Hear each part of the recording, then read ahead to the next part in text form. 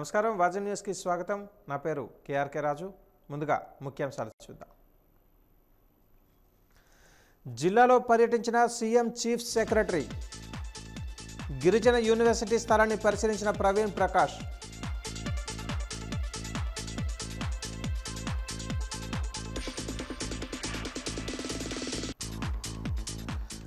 లోక్ అదాలత్ సేవలను విస్తృతం చేస్తున్నాం న్యాయ సేవల దినోత్సవం కార్యక్రమంలో జిల్లా జడ్జి పి గోపి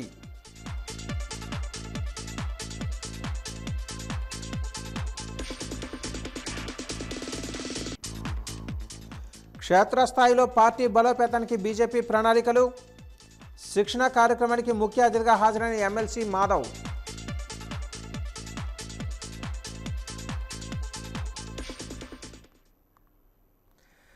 రాష్ట్ర ముఖ్యమంత్రి ముఖ్య కార్యదర్శి ప్రవీణ్ ప్రకాష్ విజయనగరం జిల్లాలో పర్యటించారు.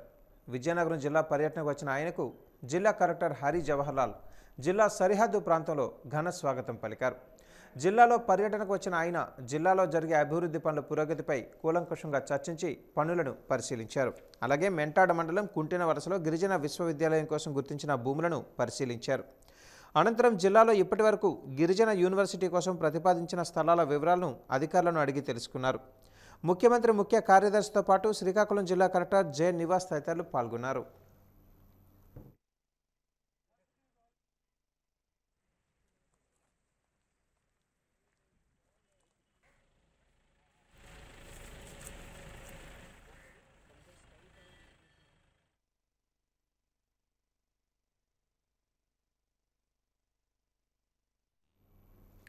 విజయనగరం జిల్లా గజపతినగరం మండలం మరుపల్లి జిల్లా పరిషత్ ఉన్నత పాఠశాలలో నాడు నేడు పనులను మరియు గ్రామ సచివాలయాన్ని సాధారణ పరిపాలనా శాఖ ముఖ్య కార్యదర్శి ప్రవీణ్ ప్రకాష్ పరిశీలించారు.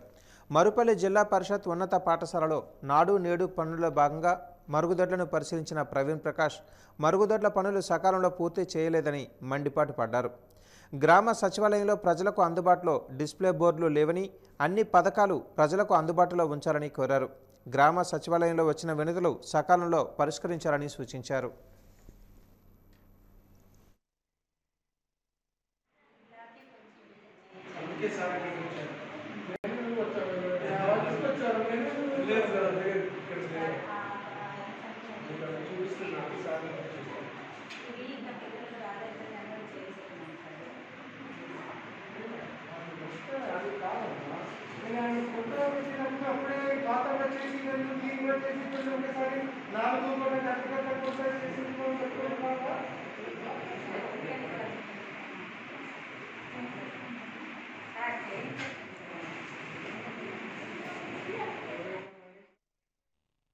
లోక్ అదాలత్లో పరిష్కారమయ్యే కేసులకు అప్పీలుకు అవకాశం లేదని జిల్లా న్యాయమూర్తి పి గోపి పేర్కొన్నారు. జిల్లా కోర్టులో న్యాయ సేవల దినోత్సవం 25వ వార్షికోత్సవ వేడుకలను ఘనంగా నిర్వహించారు. ఈ సందర్భంగా ఆయన మాట్లాడుతూ లోక్ అదాలత్లో మంచి ఫలితాలు వస్తూ ఉండడంతో 2016వ సంవత్సరం నుంచి జాతీయ లోక్ అదాలత్ కార్యక్రమాన్ని జాతీయ న్యాయ సేవాధికార సంస్థ ప్రారంభించిందన్నారు. ప్రతి నెల ఒక శనివారం జిల్లా వ్యాప్తంగా లోక్ అదాలత్లు నిర్వహిస్తున్నామని తెలిపారు. అగ్రిగోల్డ్ బాధితులకు సుమారు 36 కోట్ల రూపాయలు వాళ్ళ అకౌంట్లో జమ అయ్యే విధంగా పనిచేశామన్నారు. కరోనా సమయంలో జిల్లా న్యాయ సేవా సంస్థ ఎంతో క్రియాశీలకంగా పనిచేసిందని తెలిపారు. న్యాయ సేవలు మాత్రమే కాకుండా ప్రజలకు ఇతర సమస్యల పరిష్కారం కోసం జిల్లా న్యాయ సేవాధికార సంస్థ పనిచేస్తుందని అన్నారు. ఈ కార్యక్రమంలో జిల్లా న్యాయ సేవాధికార సంస్థ కార్యదర్శి లక్ష్మీరాజన్ తదితరులు పాల్గొన్నారు.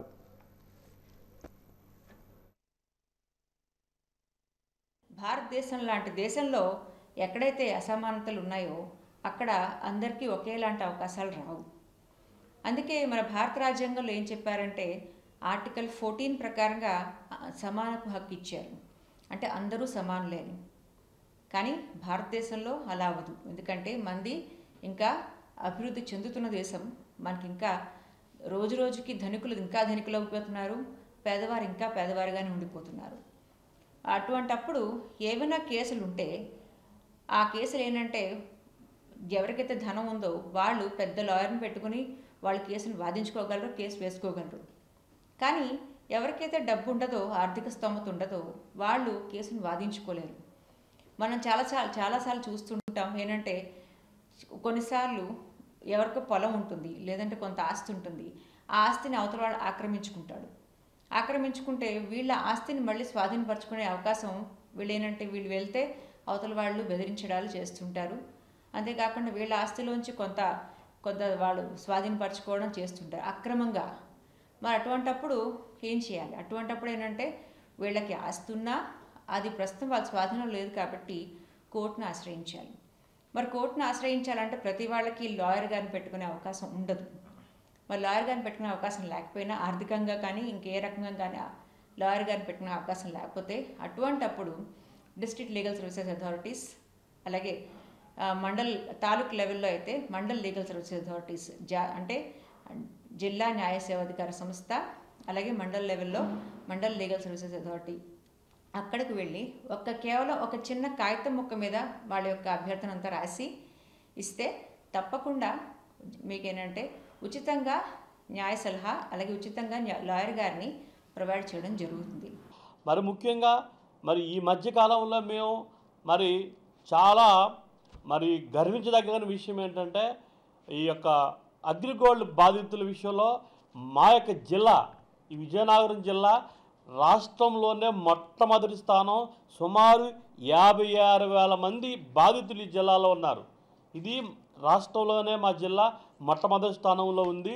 ఈ 56,000 మంది యొక్క బాధితులకు మేము ఇప్పటివరకు సుమారు 36 కోట్లు గవర్నమెంట్ వారు ఇచ్చిన డబ్బుని మరి కలెక్టర్ గారు, ఎస్పీ గారు వాళ్ళ యొక్క మరి ఈ జిల్లాలో ఉన్న వేరే సంస్థల యొక్క సహకారంతో సుమారు ఎప్పటి వరకు 36 కోట్లు మరి ఎవరైతే బాధితులు ఉన్నారో ఆ బాధితుల యొక్క అకౌంట్లో జమ చేయడం జరిగింది. ఇంకా కొంతమంది మిగిలి బాధితులు ఉన్నారు. ఆ బాధితులు కూడా త్వరలో 4,50,00,000 సుమారు మాకు గవర్నమెంట్ ద్వారా వస్తుంది. అది కూడా మిగిలిన వారి అకౌంట్లో జమ చేస్తామని ఇందు మూలంగా తెలియజేస్తున్నాం. అట్లాగే కరోనా సమయంలో కూడా వలస కూలీల విషయంలో కూడా మా యొక్క సంస్థ, మా జిల్లా న్యాయాధికారి సంస్థ చాలా గొప్పగా పనిచేసింది. లోక్ అదాలత్లో గర్వించదగ్గ విషయం ఏంటంటే మా సెక్రటరీ గారు, మా జిల్లాలో ఉన్న న్యాయాధికారుల యొక్క సహకారంతో రాష్ట్రంలోనే మేము 3వ స్థానంలో నిలిచాం. 3వ స్థానంలోనే నిలిచి ఎక్కువ కేసులు మేము రాజీ చేసాం. సో ఈ విషయంలో మేము చాలా గర్విస్తున్నాం. మరి ఇంకా కూడా ఈ యొక్క జిల్లా ప్రజలకు మేము విన్నవించుకునేది ఏమన్నంటే మీకు ఏదైనా అవసరం ఉన్నట్లయితే ఈ జిల్లా న్యాయాధికార సంస్థ ఉంది. మీరు జిల్లా న్యాయాధికార సంస్థ దగ్గరకు వచ్చి అప్రోచ్ అయితే మీకు కావాల్సిన సహకారాన్ని మేము అందిస్తాం. ఇంకొక అద్భుతమైన విషయం ఏంటంటే మా పరిధిలోని విషయాలను కూడా మేము పరిష్కరించడం జరుగుతుంది. అవి ఏంటంటే మరి చాలామంది తెలియక కొంతమంది నిరక్షరాస్యులు మాకు ఉత్తరాలు రాస్తుంటారు. మాకు రేషన్ కార్డు లేదండి, ఆధార్ కార్డు లేదండి, ఓటర్ కార్డు లేదండి. అట్లాంటి విషయాల్లో కూడా మేము మధ్యవర్తిగా వహించి మా సెక్రటరీ గారు జిల్లా కలెక్టర్ గారితో, ఆర్డీఓ గారితో మాట్లాడి వాళ్ళకి రేషన్ కార్డులు కానీ, ఆధార్ కార్డులు కానీ, ఓటర్ కార్డులు కానీ ఇప్పించడం జరుగుతుంది. ఇది మా పరిధిలో కాకపోయినప్పటికీ ఇది ప్రజా సంక్షేమాన్ని దృష్టిలో పెట్టుకొని డిఎల్ఎస్ఏ యొక్క పరిధి చాలా విస్తృతమైంది. అందువల్ల మేము ఈ యొక్క జిల్లాలో ఎన్నో అద్భుతాలు సాధించాము. స్పందన కార్యక్రమంలో భాగంగా ఈరోజు కలెక్టరేట్లో డిఆర్ఓ ఎం గణపతిరావు అర్జీదారుల నుంచి వినతులు స్వీకరించారు. సదరన్ సమస్యలు, పెన్షన్ సమస్యలు, భూ వివాద సమస్యలు, సామాజిక సమస్యలు స్పందన దృష్టికి వచ్చాయి. ఇక్కడికి వచ్చిన వినతులను త్వరితగతిన పరిష్కరించాలని వివిధ శాఖల అధికారులకు డిఆర్ఓ సూచించారు. గతంతో పోల్చుకుంటే ఈరోజు కలెక్టరేట్లో జరిగిన స్పందనకు తక్కువ మొత్తంలోనే వినతులు వచ్చాయి. గరివిడి మండలంలోని ఒక వృద్ధురాలికి పెన్షన్ రావటం లేదని స్పందనలో వినతిపత్రాన్ని అందించింది. గత కొంతకాలంగా తనకు పెన్షన్ వచ్చేదని, ఈ మధ్యనే పెన్షన్ తొలగించారని ఆవేదన వ్యక్తం చేసింది. అర్హులైన తనకు పెన్షన్ వచ్చేలా చర్యలు తీసుకోవాలని కోరింది. లచ్చయ్యపేట షుగర్ ఫ్యాక్టరీ రైతులకు బకాయి బిల్లులు చెల్లించాలని వారు స్పందనలో వినతిపత్రాన్ని అందించారు. మొత్తం బకాయిలు చెల్లించిన తర్వాతే షుగర్ ఫ్యాక్టరీలో క్రషింగ్ చేయాలని రైతులు కోరుతున్నారు.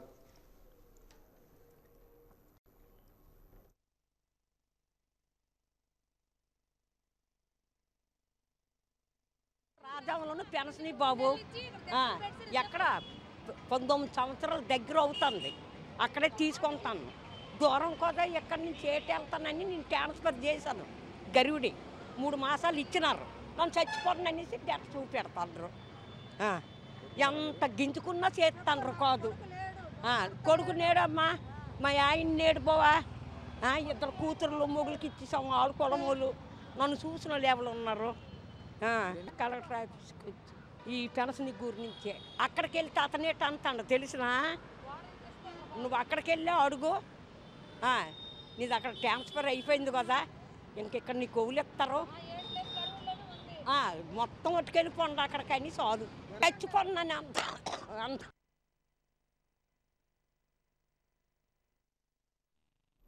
తొలగించిన తమందరినీ విధుల్లోనికి తీసుకోవాలని 108, 104లో పనిచేస్తున్న కార్మికులు కలెక్టరేట్ ఎదుట ఆందోళన చేపట్టారు. 108, 104 వాహనాల్లో పైలట్లుగా ఎంపిక చేసిన తమందరినీ యాజమాన్యం తీరని అన్యాయం చేసిందని బాధితులు ఆరోపిస్తున్నారు.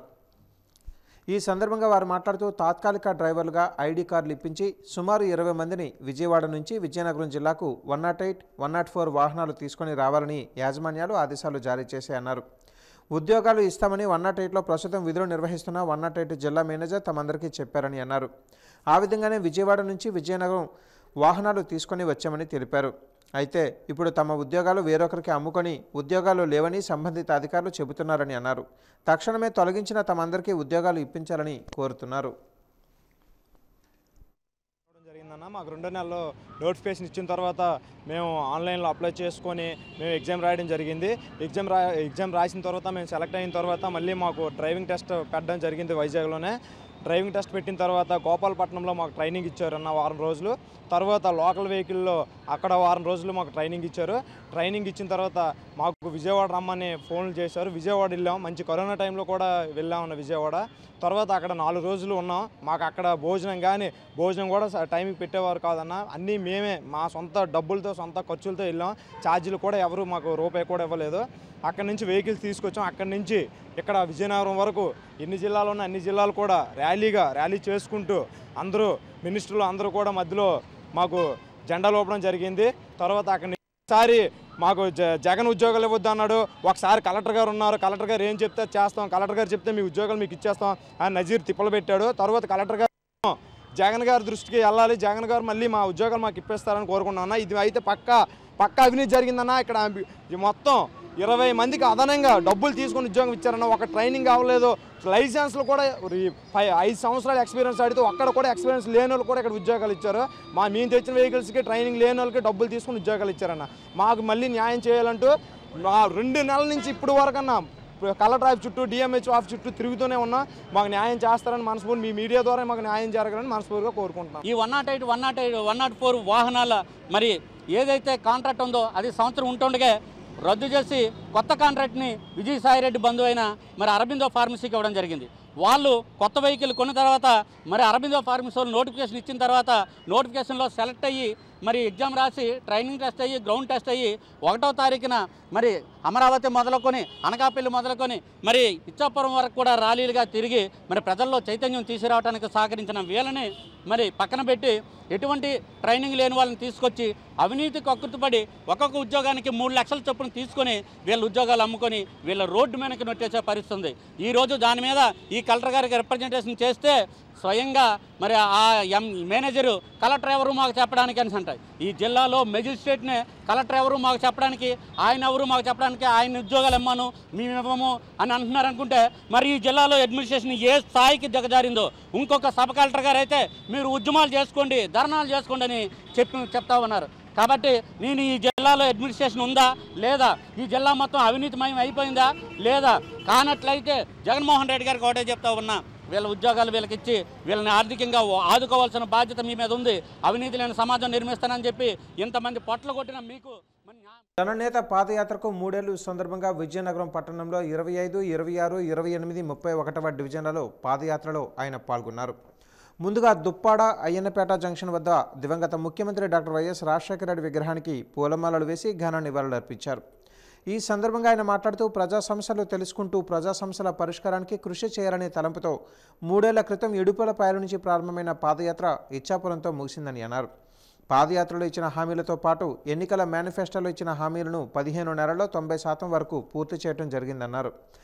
దేశ చరిత్రలో ఏ ముఖ్యమంత్రి చేయని విధంగా ప్రజల ముంగిటకు సంక్షేమ ఫలాలు అందించిన ఘనత ముఖ్యమంత్రి వైఎస్ జగన్మోహన్ రెడ్డికి చెల్లిందన్నారు. అన్ని వర్గాల ప్రజల సంక్షేమం కోసం ముఖ్యమంత్రి పాటుపడుతున్నారని అన్నారు. వృద్ధులు కష్టపడకుండా వారి ముంగిటకి తెల్లవారుజామున 5 గంటలకే పెన్షన్ అందిస్తున్న ఘనత కూడా ముఖ్యమంత్రి వైఎస్ జగన్మోహన్ రెడ్డికే చెల్లిందని అన్నారు.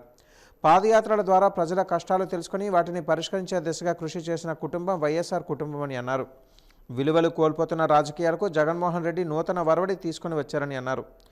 6వ తేదీ నవంబర్ 2017లో అప్పటి ప్రతిపక్ష నాయకుడిగా ఉన్న ప్రస్తుత ముఖ్యమంత్రి వైఎస్ జగన్మోహన్ రెడ్డి అత్యంత ప్రతిష్టాత్మకంగా ప్రజా సంకల్ప పాదయాత్ర ప్రారంభించి 13 జిల్లాలలో 14 నెలల పాటు 3648 కిలోమీటర్లు నడిచారని, ప్రజల బాధలు తెలుసుకున్న ఆయన రాష్ట్రంలో వైసీపీ ప్రభుత్వం ఏర్పడిన తర్వాత వాటిని పరిష్కరించారని అన్నారు.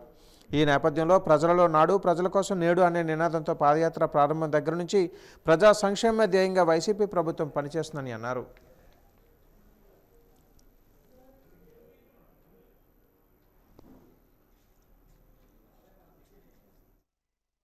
జగన్మోహన్ రెడ్డి గారు 3 సంవత్సరాలు పాదయాత్ర అయిన సందర్భంగా ఈ కార్యక్రమం మేము ప్రతి వార్డులోనే కానీ ప్రతి గ్రామంలో కానీ జరుపుకుంటా ఉన్నాం.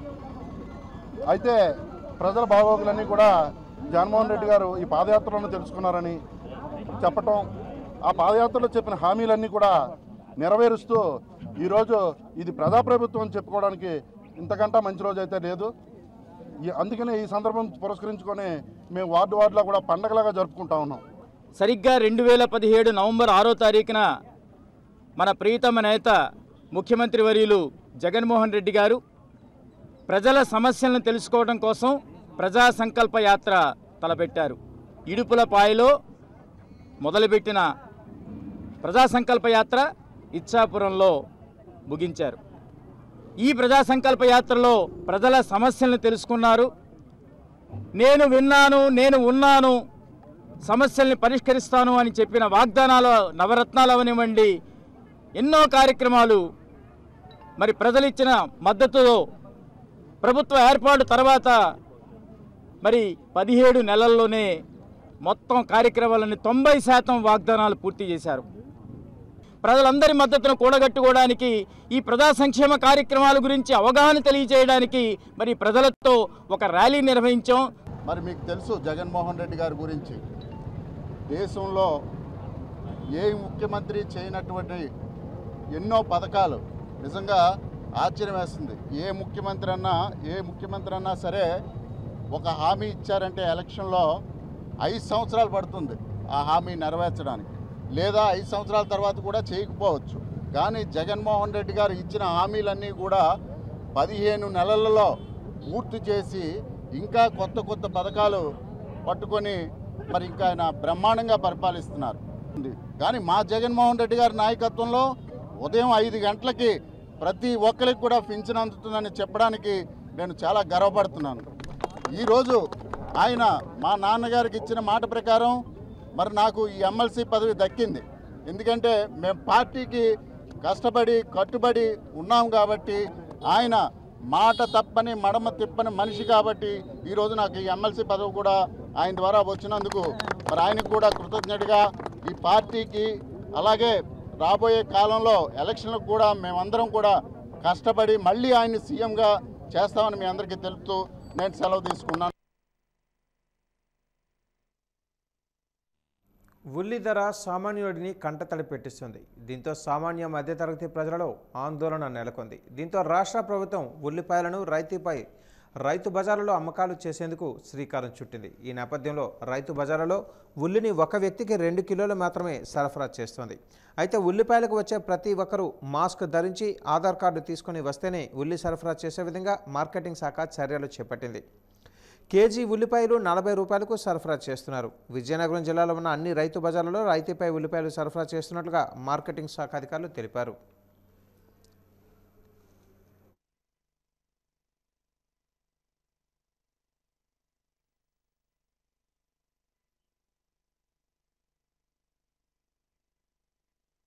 వారు సబ్సిడీ ధరపై ఉల్లిపాయలు పంపిణీ చేయడం జరుగుతుందండి. ఎందుకంటే బహిరంగ మార్కెట్లో ధరలు అధికంగా ఉండటం వల్ల వినియోగదారులకు అందరికీ కూడా సబ్సిడీ ధరపై, రాయితీ ధరపై ఉల్లిపాయలు పంపిణీ చేయడం జరుగుతుంది. ఈరోజు మన రైతు బజార్కి 4016 కేజీలు అనేవి రావడం జరిగిందండి. ఒక వినియోగదారునికి 2 కేజీలు చొప్పున ఇవ్వడం జరుగుతుంది. దీనికి మ్యాండేటరీగా మనం ఆధార్ కార్డు కానీ ఓటర్ ఐడి కానీ తీసుకోవడం జరుగుతుందండి. దీంతోపాటు తప్పనిసరిగా ఫోన్ నెంబర్ కూడా తీసుకొని రావాల్సి ఉంటుంది. ఈ విధంగా ఇప్పటికి 3 సార్లు అనేది మనకి స్టాక్ ఇష్యూ చేశాం సార్, పంపిణీ చేయడం జరిగింది జనాలకి. అలాగే మనకి స్టాక్ ఫర్దర్గా మళ్ళీ ఎప్పుడు వస్తే అప్పుడు మనం పంపిణీ చేయడం జరుగుతుందండి. దయచేసి పట్టణంలో ఉన్న వినియోగదారులందరూ కూడా ఈ అవకాశాన్ని సద్వినియోగం చేసుకుంటారని కోరుచున్నాం. దయచేసి ఉల్లిపాయలకు వచ్చినప్పుడు కంపల్సరీగా ఆధార్ కార్డు కానీ ఓటర్ ఐడి కానీ మీ యొక్క ఫోన్ నెంబర్ కానీ తీసుకొని రావాల్సిందిగా కోరుచున్నామండి. క్యూలో నిల్చొని సహకరించండి. కరోనా నిబంధనలు ఏవైతే ఉన్నాయో వాటన్నిటిని కూడా పాటిస్తూ మనం రైతు బజార్లో ఈ సబ్సిడీ ధరపై ఉల్లిపాయలు పంపిణీ చేయడం జరుగుతుందండి. పై అధికారుల ఆదేశాలను పాటించి ఈ ఉల్లిపాయల పంపిణీ కార్యక్రమం చేయడం జరుగుతుంది. కేజీ 40 రూపాయలకు మాత్రం విక్రయించడం జరుగుతుందండి. ఒక వినియోగదారునికి 2 కేజీల వరకు ఉల్లిపాయలు ఇవ్వడం జరుగుతుందండి. వారానికి 2 కేజీలు. కేంద్ర రాష్ట్ర ప్రభుత్వాల తీరుకు నిరసనగా రాష్ట్ర వ్యాప్తంగా ప్రజా చైతన్య యాత్రలు చేపట్టింది. అందులో భాగంగా ఈరోజు సిపిఎం పార్టీ ప్రజా చైతన్య భేరీ కార్యక్రమంలో భాగంగా 45, 46, 43లో కనపాక, గంజిపేట, బొగ్గులదిబ్బలలో ఇంటింటికి మహిళలతో ప్రచారాన్ని నిర్వహించారు. ఈ సందర్భంగా సిపిఎం జిల్లా కార్యవర్గ సభ్యులు రెడ్డి శంకర్రావు, జిల్లా కమిటీ సభ్యులు పి రమణలు మాట్లాడుతూ మోడీ పాలనలో మహిళలకు రక్షణ కరువైందని అన్నారు.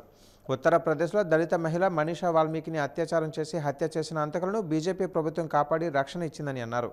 యూపీ ముఖ్యమంత్రి ఆవులకు రక్షణ ఇస్తాం కానీ ఆడవాళ్లకు ఇవ్వలేమని ప్రకటించడం సిగ్గుచేటైన విషయమని అన్నారు. అలాగే రోజురోజుకు పెరుగుతున్న మహిళలపై దాడులు అరికట్టాలని, పట్టణాలలో ఉపాధి హామీ చట్టం అమలు చేయాలని, మహిళలకు ఉపాధి చూపాలని, పెరుగుతున్న అధిక ధరలను అరికట్టాలని డిమాండ్ చేశారు. ప్రజలపై భారాలు మోపుతూ కార్పొరేట్లకు పడిగాపులు కాస్తున్న మోడీ పాలనను ప్రజలంతా తిప్పికొట్టాలని పిలుపునిచ్చారు. ఈ కార్యక్రమంలో ఆనంద్, కుమారి నాయుడు తదితరులు పాల్గొన్నారు.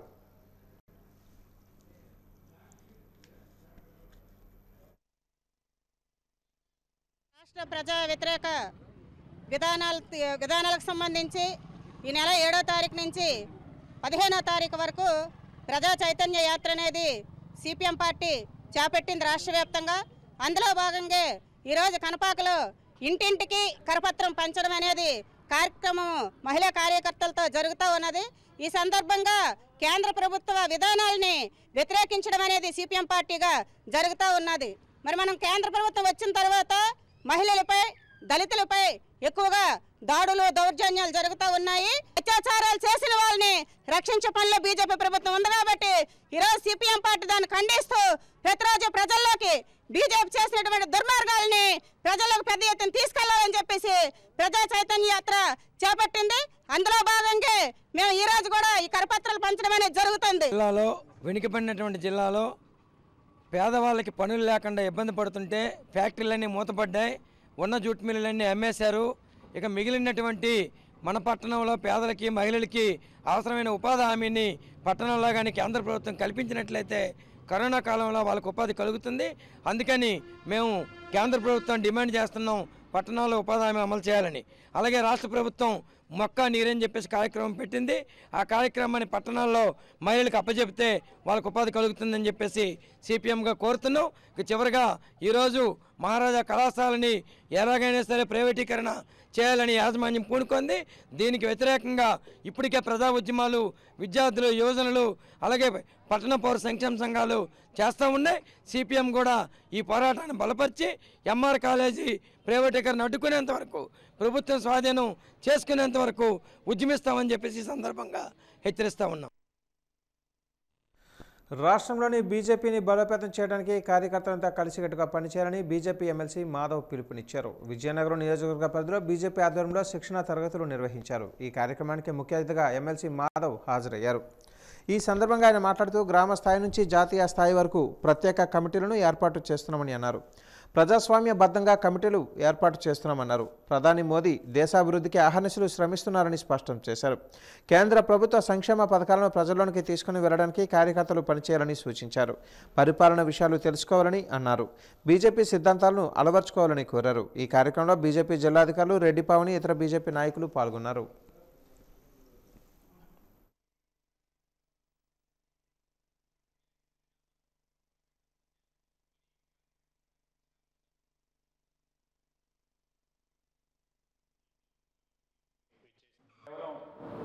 ఒకే పార్టీ దేశంలో సంస్థాగతంగా ప్రతి 3 సంవత్సరాలకి తన కార్యవర్గం మార్చుకుంటూ గ్రామ స్థాయి నుంచి కేంద్ర స్థాయి వరకు వాళ్ళ అధ్యక్షుల్ని ఎన్నుకుంటూ ప్రజాస్వామ్యబద్ధంగా ఎన్నుకోబడుతూ ఆ విధంగా మండల కమిటీలు ఏర్పడిన తర్వాత, జిల్లా కమిటీలు ఏర్పడిన తర్వాత, రాష్ట్ర కమిటీ, జాతీయ కమిటీలు ఏర్పడిన తర్వాత ప్రశిక్షణ కార్యక్రమం పార్టీకి అత్యంత ముఖ్యమైనది. ఈ యొక్క కార్యక్రమాన్ని ప్రతిష్టాత్మకంగా తీసుకొని రాష్ట్ర వ్యాప్తంగా ప్రతి అసెంబ్లీలో ముఖ్యమైన కార్యకర్తలు ఎవరైతే మండల కమిటీ సంబంధించిన కార్యవర్గ సభ్యులు ఉన్నారో వాళ్ళతో ఈ యొక్క ప్రశిక్షణ కార్యక్రమం చేసుకోవడం జరుగుతుంది. ప్రశిక్షణ ఎందుకంత ముఖ్యమైనదంటే పార్టీ సంబంధించిన ఒక సిద్ధాంతాన్ని అర్థం చేసుకోవటం, పార్టీ సంబంధించిన కార్యపద్ధతిని అవగతం చేసుకోవటం, అలాగే పార్టీలో మన విధి ఏంటి, ఏ విధంగా పనిచేయాలనే ఒక నేర్పరితనం, అలాగే దేశంలో జరుగుతున్న మార్పులు, దాంట్లో భారతీయ జనతా పార్టీ పాత్ర, అలాగే భారతీయ జనతా పార్టీ ఇప్పటివరకు సాధించిన విజయాలు, మనం ప్రభుత్వాలు అనేక రాష్ట్ర ప్రభుత్వాలు, కేంద్రంలో ప్రభుత్వం గతంలో వాజ్పేయి గారు, ప్రస్తుతం నరేంద్ర మోడీ గారు ఏదైతే పరిపాలన అందిస్తున్నారో దాంట్లో ఉండే ముఖ్య విషయాలు కూడా తెలుసుకోవాల్సిన అవసరం ఉంది. ఒక సుశిక్షితమైన కార్యకర్త ద్వారా ఒక అద్భుతమైన పార్టీ నిర్మాణం కాగలదు. అటువంటి ఆలోచన క్రమంతోనే మన ప్రశిక్షణ కార్యక్రమాన్ని ముందుకు తీసుకెళ్తున్నాం. ఈ ప్రశిక్షణ మనందరం కూడా అంతే ముఖ్యంగా సీరియస్గా తీసుకోవాలని చెప్పి అందరికీ మనవి చేస్తూ, అలాగే దేశంలో అనేక పార్టీలు ఉన్నాయి. అన్ని పార్టీలు కూడా వ్యక్తి ఆధారంగా లేకపోతే కుటుంబ ఆధారంగా లేకపోతే ఒక వ్యాపార దృక్పథంతో ఏర్పడింది తప్ప ఇంకో ఆలోచనతో ఏర్పడింది కాదు. కనుకనే ఆ వ్యక్తి ఆ కుటుంబానికి అనుసరించి ఆ పార్టీ ముందుకెళ్తున్నాయి. ఆ వ్యక్తి ఆ కుటుంబానికి వాళ్ళు ఊడిగం చేస్తే తప్ప మనుగడ లేని పరిస్థితి ఏర్పడింది. ఏ రాష్ట్రాల్లో అయితే వాళ్ళు అధికారంలోకి వచ్చారో ఆ రాష్ట్రం వాళ్ళ సొంత జాగీరుగా భావిస్తూ ఆ రాష్ట్ర వనరులు పూర్తిగా కొల్లగొట్టడం, దోపిడీ చేయడం తప్ప ఇంకొక ఆలోచన లేకుండా దేశంలో ఉన్న పరిస్థితికి భిన్నంగా party with difference Bharatiya Janata party తన సంస్థాగత నిర్మాణంతో పాటు మొత్తం కార్యరచన చేసి అనేక రకాల కార్యక్రమాలు ఇచ్చి మనం ముందుకు తెస్తున్న తీరు మనం చూస్తే ఒక అద్భుతమైన ఒక ప్రజా ప్రస్థానం భారతీయ జనతా పార్టీ. వాజీ న్యూస్ ముగించే ముందు ముఖ్యాంశాలు మరోసారి. జిల్లాలో పర్యటించిన సీఎం చీఫ్ సెక్రటరీ, గిరిజన యూనివర్సిటీ స్థలాన్ని పరిశీలించిన ప్రవీణ్ ప్రకాష్.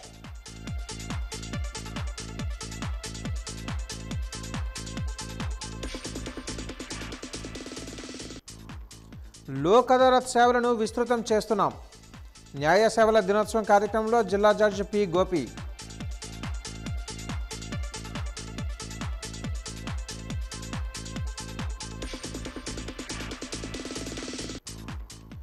క్షేత్రస్థాయిలో పార్టీ బలోపేతానికి బీజేపీ ప్రణాళికలు. శిక్షణ కార్యక్రమానికి ముఖ్య అతిథిగా హాజరైన ఎమ్మెల్సీ మాధవ్.